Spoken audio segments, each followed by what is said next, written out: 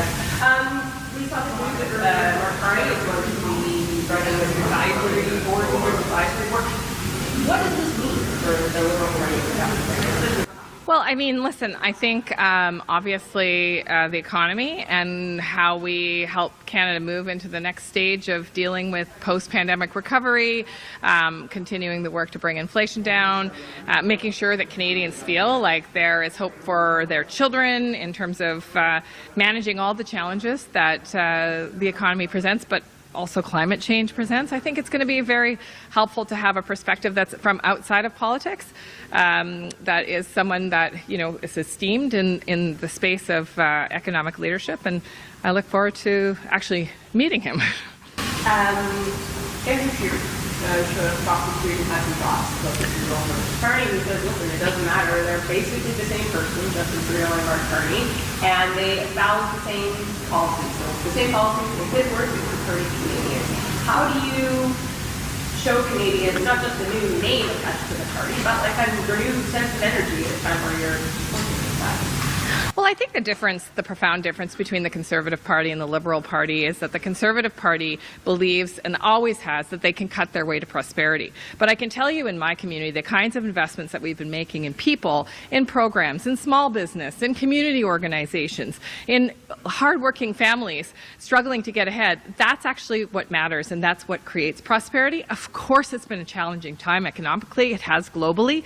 You know, there's a post-pandemic recovery that actually we're starting to see some relief from now, but there's a drastic difference between the Conservative vision, which is to cut, and essentially most of the time that affects the most impoverished in our community. And what we actually need is we need to be focused on ensuring that everyone has that fair chance to succeed. That's why I'm still a politician. I'm so sorry. On another issue, carrying out the deal with the Liberals, what do you make of it, and how do you feel about the uncertainty to that? You know, I think there's always some uncertainty unless you're in a majority government, but I would just say that there's hard work to do ahead. And so as a member of Parliament, as a cabinet minister, I have important legislation on the floor. You know, the First Nations Water Act is currently in the House of Commons. It's disappointing that the NDP would play games with the lives of Indigenous people. That's a good example of the uncertainty. But for me, I stay focused on every opportunity I have to work with my colleagues across the line, across the aisle, to make sure that I can actually pursue and finish that legislation so that we don't ever find ourselves in the position that we do today with so many communities still, you know, struggling for certainty around water. One of your own caucus colleagues, Alexandra Mendez, this morning said that if she were to listen to her constituents, it would be for them to tell Mr. Trudeau it's time to step down, because that's what her own constituents have been telling her. What kind of message do you think that sends at a Liberal caucus retreat where you guys are trying to reset everything, so to speak? Well, you know, listen, I've spoken to many colleagues all across the spectrum of colleagues who are some colleagues feeling extremely optimistic, extremely hopeful, and many colleagues who are running again. And I would just say that politics is a team sport and that we need to support each other. We need to support each other in tough times. We need to support each other when we're trying to craft legislation. We need to support each other at meetings like this. And of course, it's normal to have challenging conversations, and I think that we should. But I'll just say this. In the work that I've done this summer, I've been very focused on what the needs of my members of Parliament are and how I can actually deliver for them, and that's how I'm going to keep doing the job. All right, could be closer than ever to an election. We had one of your colleagues say, Ms. Mendez from Quebec, that people in the riding are sending a clear message that the Prime Minister should not be Prime Minister anymore. How are you feeling coming into this meeting? I feel good. I haven't seen my colleagues in a few months. I'm looking forward to hearing what Canadians on the doorsteps are telling them, what they want us to fight for, what are the important things to them, what are the things that we're going to move forward on.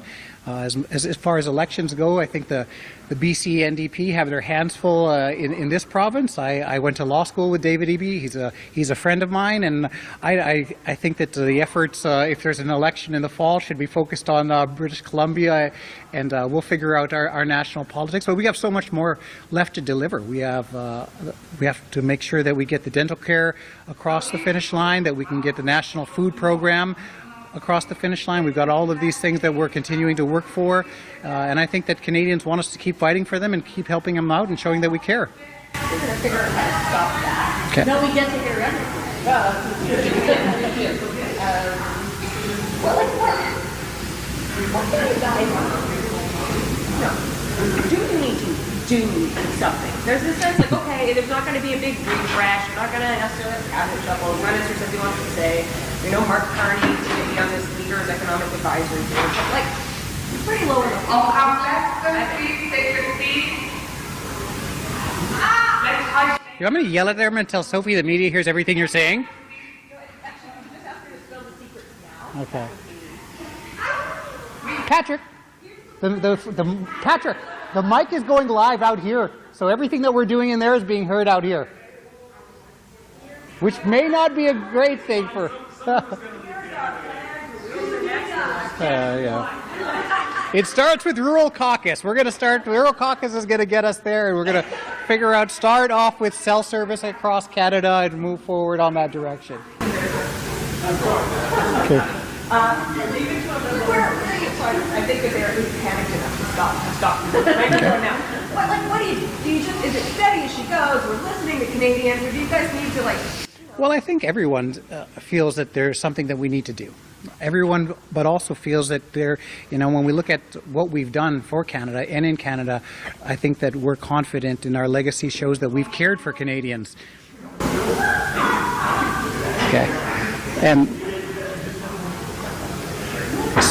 so coming back from that, I know that everyone thinks that no new leadership candidates or an election is the sexiest idea out there. But I think we have a year left to continue to deliver for Canadians. That's what I'm looking at in Cape Breton in terms of Sydney, Victoria, where I am, is saying, what can I do over the next year to maximize my time as a member of Parliament advocating for my people?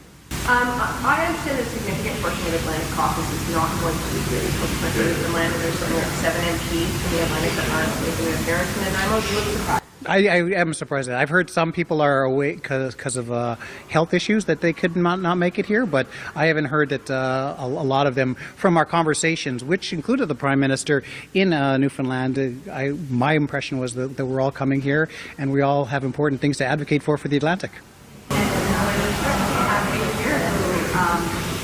The situation was about to unfold. You feel, and we were hearing at the caucus committee, well, we needed a new plan for Canadians. That's a bit what we hear today. So are we a bit the same point? I mean, I don't know. As Liberals, what we want to show is that we govern from the centre. What we continue to do is care for Canadians. What we continue to do is try to ensure that we're offering the supports that people need. We're listening to seniors. We're listening to the youth. We're trying to do the things that we need to do, but also at the same time being focused on the economy. And we're seeing that the economy is taking a step in the right direction over the past few months. We were told this leading up to this year, is that things might be a little bit shaky for the first 2 years, but in the last 2 years, we were really going to make a dramatic improvement. And I think that's what we're seeing is the economy being better. But let's be honest, all governments eventually, people get tired of them and they want something fresh. But what we continue to do is know that we're delivering for Canadians. We have tremendous confidence that the Prime Minister is still the best person we have in that room to lead us. I think with 3 election wins, he's earned the right to go out on his own terms. I always compare it to football. As an old football coach, you don't bench the starting quarterback after winning 3 Super Bowls in a row. So, we continue to move in that way. And what we really just focus on is what is the next thing that Canadians want from us. And at some point, all governments pass the torch to another government.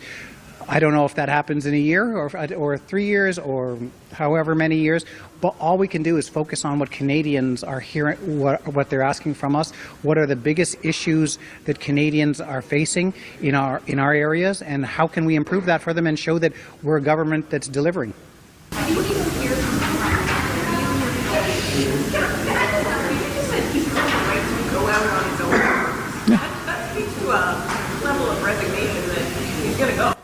I don't think that is at all. I think as someone who's led us and someone who has inspired us and someone who took us from a fourth-place party to governing in 3 consecutive elections, he knows how to fight, he knows how to win, and I've always said he goes out on his own terms. So what do you need to hear from him? You know what? I heard from him in June. We had a good face-to-face for an hour. We talked again in last week in Newfoundland. There's nothing I need to hear from the Prime Minister that's going to change my opinion about him. I think he's the best that we have. I think he's earned the right to go forward in another election if we're going to have it. I'm totally confident with his vision. The question is, in 9 months or 6 months, whenever the decision is made to go into an election, or are Canadians going to see him and say, is that the person that they want? And we don't know that yet, but we never know what can happen. We've seen. I'm not one of those persons who put a lot of faith into the polls. If I would have followed the polls, I never would have won the nomination. I never would have won an election. I've never been picked to win anything by pollsters, and yet here I am. So 2 elections later, and I don't really wake up every day and check where I am in the standings, because they've been wrong every single time about me. And so if they can be wrong about me, they can be wrong about many others. Okay, so speaking of polls, which you didn't like very much, they're not very good in the Atlantic probably. But like I said, I don't pay attention to polls just now. It's not going well right now. Do you need I will, and you get that from where? from the polls? From the polls. Okay. I get my information from the grocery stores, when I talk to people, when I go to places across my riding, when I go to the events, when I talk to people at the doors. I don't get that, that sense that we're in trouble in the Atlantic. I think that the Atlantic has typically been a progressive spot. It's not. It's one of those places that are kind of meat and potato fisheries, EI kind of folks that tell us how they think we're doing, and from all indications that I've had, they don't reflect what the polls show. Looking at the local market, as I see your Sydney and Victoria, I'm familiar with the Lambo, don't kind of go right through Vancouver Island. I think you got the wrong Victoria. Pardon me? It's Sydney, Victoria, and Cape Breton. So Okay. in Nova Scotia. I just saw Victoria, so I apologize. Okay. Then makes my question more relevant. I'm right here local. You talk about addressing local needs for Canadians. You say you're taking care of it and you're listening to what people want. On Vancouver Island, Nanaimo specifically, crime has been through the roof. We had someone down here with a machete threatening people. We have had businesses suffering back and forth with the drug crisis. We have had several people that I've spoken to, community groups saying it's unaffordable to live here. Housing is ridiculous right now. I'm paying for close to $2,000 for my apartment. How is that listening to what people have to say, and how is that being addressed? Because quite frankly, people on Vancouver Island don't feel their needs are being addressed. And I think that's all levels of government. When you're talking about police enforcement, you're talking about those things. There's various levels of government that intertwine that. So if you're telling me that's the mood from what you've heard, I'll trust you on that. But that isn't what necessarily I've heard on the Atlantic. And I just really don't want to speculate on a part of the country where I just flew into today, and I'm from the entire opposite end of the country. Like, if you go as far east before you hit the ocean, that's my riding, and now I'm here on the other side. I can't reflect on your thoughts on what people are saying at this point and saying what's going on. But I can say that you've got a provincial election going on. David Eby is someone that I went to law school. I have great respect for. He's a friend, and I hope him the best of luck. And this is part of the election that we're going to be seeing in British Columbia, is addressing some of those things that you're talking about. And so I don't want to get in front of my law school colleague and friend and say, here's what the federal government is saying about your back door. I respect David, and I think that he's doing a wonderful job, and I would never comment on anything in his election coming up that would show that the federal government seems to want to have a say in something that's happening locally. Richard, 2 weeks ago, I spoke to Eby and asked him the exact same question, and he literally said, this is a federal government issue. And now you're telling me it's provincial. And we look forward to working with David Eby once the election is done. So, but the thing is, you're saying it's federal, he's saying it's provincial. Which part of it? Which you mentioned about 7 different things there. You started off with police enforcement. Federal issue. Okay. Housing is going to become a federal issue because of the immigration. Yes, and we will look forward to working with David Eby after the election to make sure that we address these in a way that I think that progressive governments usually do. I just wanted to ask you about the nomination of Mr. Carney and the potential by the Prime Minister. I haven't heard that news. I saw Mark at the airport. I was very happy to see him here. I've always respected what he stated and his intelligence, and I look forward to hearing from him. In terms of any position he currently holds with the party, we haven't been made aware of anything that you're saying. He said he's going to chair the leaders' task force on economic growth. Okay, interesting. I look forward to hearing that vision. What do you think about Mr. Carney in having that type of role within the party? I have a great deal of respect for Mr. Carney. Some of the criticism of the Liberal Party has been that they're not the best stewards for the economy. Oh, we're all, there's always good ideas out there, and better is always possible, the Prime Minister says, and, I think it shows a great deal of comfort that he's here and that we're going to hear his vision as well. And, we've listened to him on forums. I know he was in Ottawa during the Sustainable Finance Forum that my colleague Ryan Turnbull put on. I enjoyed listening to him then, and I'm really going to enjoy hearing him out on this one. And I think this is what this is about. Like, we spend the summer, we listen to Canadians, we go back to our constituency, we talk to our families about what's going on, and then we come here from all the different parts of Canada and say, here's what we heard, here's the problems that we're hearing in BC, here's the problem that we're hearing in Atlantic Canada, here's the problems that we're hearing with Indigenous communities. I'm the chair of Indigenous CAUCUS. We all have a role in terms of coming here and setting that new agenda. So we don't expect to come here and just have a plan laid out for us. We want to be part of the plan, and that's why the caucuses are important. When you meet with Atlantic Caucus to talk to the Prime Minister, when you meet with National Caucus, we just come here and we look as a collective, how do we make lives better for Canadians? That's something that could get MPs excited again, Liberals excited again, and have Mark Carney in the fold like this. I think we're already excited. Every day I wake up in Ottawa, and I go to the House of Commons as the first Mi'kmaq, whoever's to do this. I'm the first First Nation. I'm one of the only First Nations in this country who actually lives on a First Nations reserve, who gets to go in there and make laws. I'm excited every single day I go to work, because the fact is there's only been a handful of First Nations who live on a reserve who've ever served as a member of Parliament. So when I wake up and go to Ottawa, I'm excited for that chance and that ability to do that. And so whether it's the Prime Minister, whether it's some other speaker who comes in and talks about great new ideas, I'm always excited to hear that, but I'm always excited and feel privileged for the role I have. You said that they did bring some level of comfort. Could you elaborate on that? Or is it a lot of the Carney arriving that brings a great deal of comfort? Well, I think that the comfort is in that we're always reaching out to hear new ideas. I mean, sometimes the things that we talk about, that because it's the same MPs and the same ridings, we kind of get tunnel vision on what's important in our ridings and in our areas, or to our, like with Indigenous Caucus, I tend to focus on that. But, when you have new people coming in who aren't necessarily elected, it's getting a fresh opinion, fresh ideas that aren't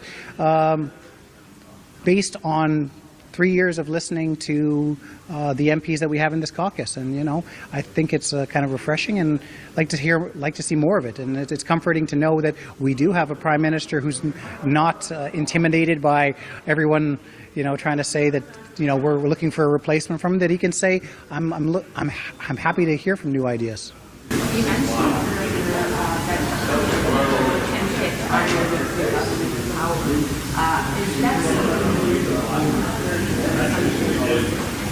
No, I wouldn't say that that's something I hear from my constituents. I'd say it's being a former professor of political science. You look and say, 10 years, 8 years, 12 years, people tend to see that as, they start tuning out of government. And so we have to come up with fresh ideas that shows to Canadians that we're still here, we're still listening, and we have more to do and more to offer.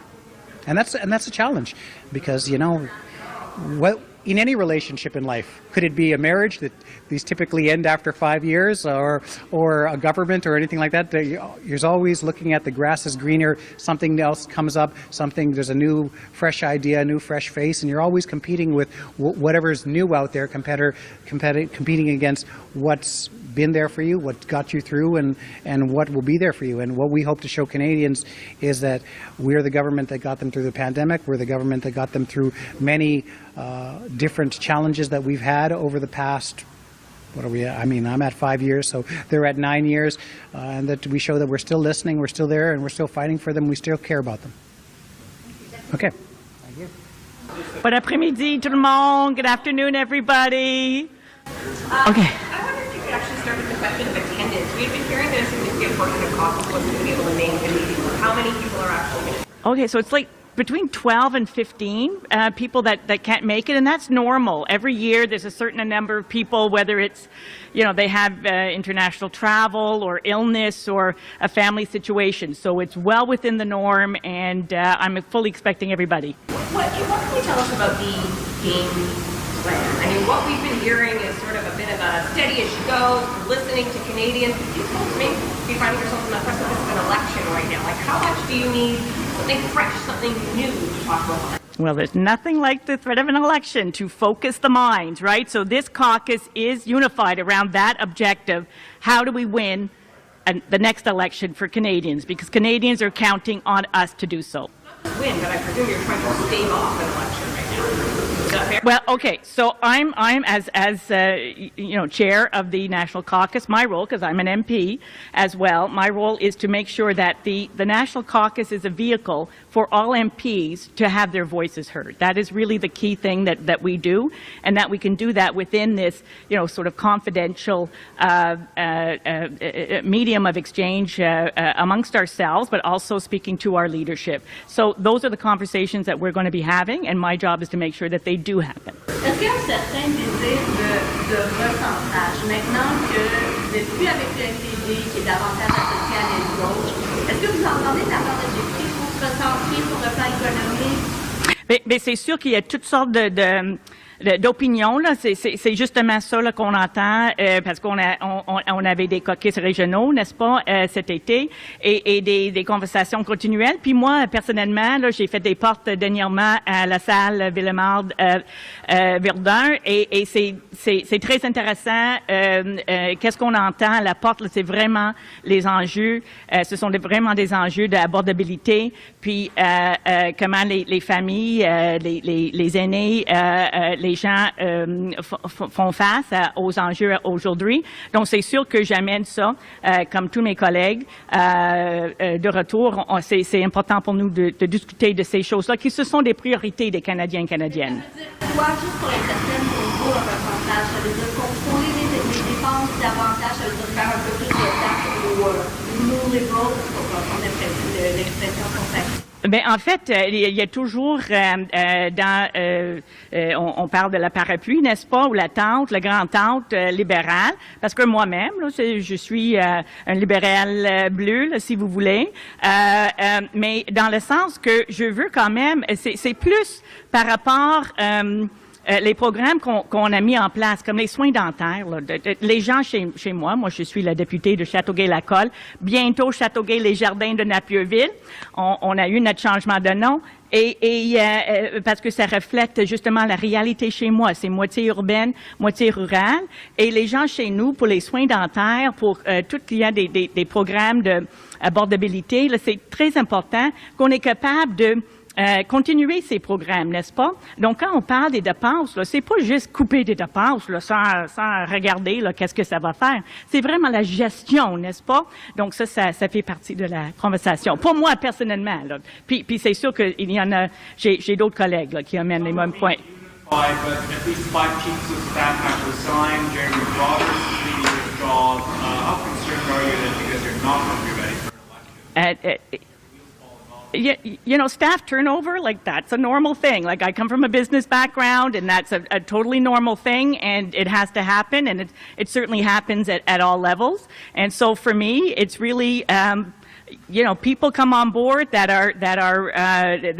share the vision, that want to move forward. And my job, again, as the chair of National Caucus, is to make sure that the MPs themselves have access to all those resources and abilities to, to continue to move forward. First, it looked like Caucus is meeting at this time right now in Montella. someone who's probably facing huge challenges, more serious challenges. What do you think about this idea that Darian had said to, I think you probably didn't believe that there's a window of opportunity for the DQ to work with Liberals and to possibly support them here and there in the Commons.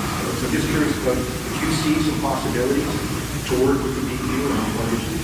And then the second thing is, we learned today that Mark Carney is going to play a special role for the party, and I wondered how you think Mark Carney can help Liberals win the next election. Two things, Mr. Blanchet and the Bloc. Well, I'll start with Mr. Carney because, I've read his book and certainly followed his career. This is someone with a very impressive professional background. And so I am looking forward to hearing what he has to say, definitely. For my friends in the Bloc Québécois, and I have friends, obviously I'm a Quebecer, we share a lot of the same issues. And if we can work together, let's work together. But at the end of the day, we're Liberals. Thank you. La nomination de M. Carney, est-ce que c'est une façon pour vous de montrer qu'il y a un certain renouveau? Est-ce qu'il y a ce désir-là de montrer de nouvelles choses au Canada, une nouvelle image de renouveau?